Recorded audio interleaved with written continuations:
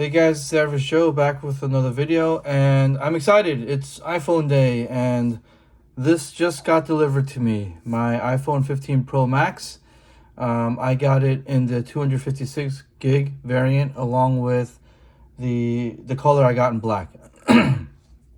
So I'm just gonna do a quick unboxing video and just a quick comparison of, the iPhone 14 Pro Max and how it feels and whatnot. So let's get right into it. Again, I'll have everything linked below. Again, thanks again for always supporting the channel, everyone, and please consider subscribing if you haven't already. Hit the bell notification if you like this video, and leave a comment. Let me know what color you guys got, or if you did get it, or if you are planning on getting it. So there we go. This is the phone. I'm excited.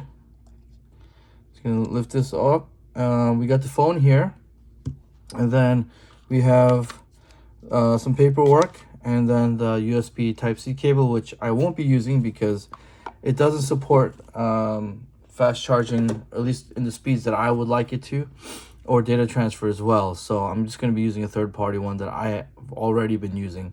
But here it is in black, and oh, that's nice.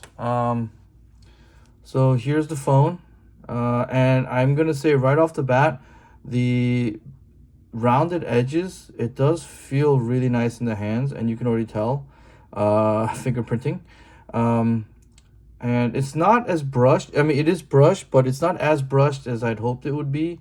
There is still some shininess. Again, there's some light coming in this way because I have a window. But yeah, it looks nice. I was actually debating if I should get the black or the silver or natural titanium.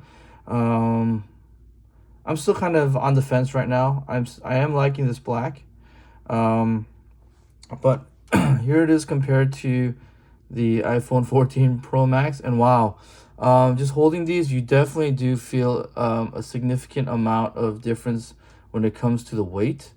So just know that it is going to feel better in the hand. And sorry, let me just close some apps on my phone.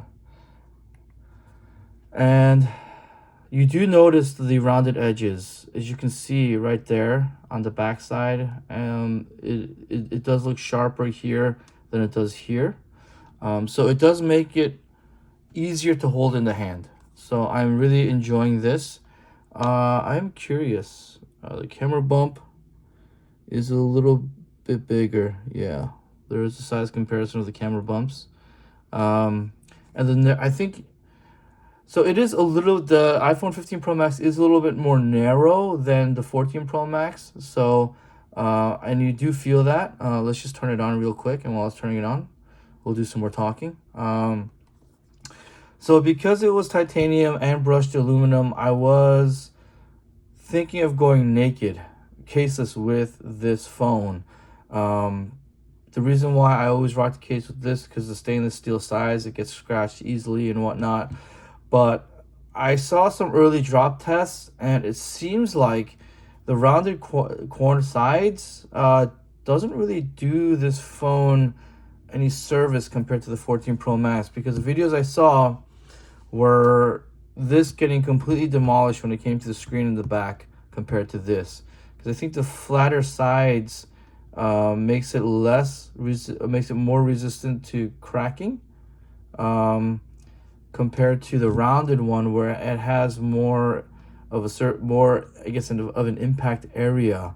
But so I am planning on rocking a case, and I do have a bunch of cases right now that I've gotten in early before I even got the phone that I'm excited to show you guys. So please stay tuned for that. Anyway, I just want to show you the bezels really quick.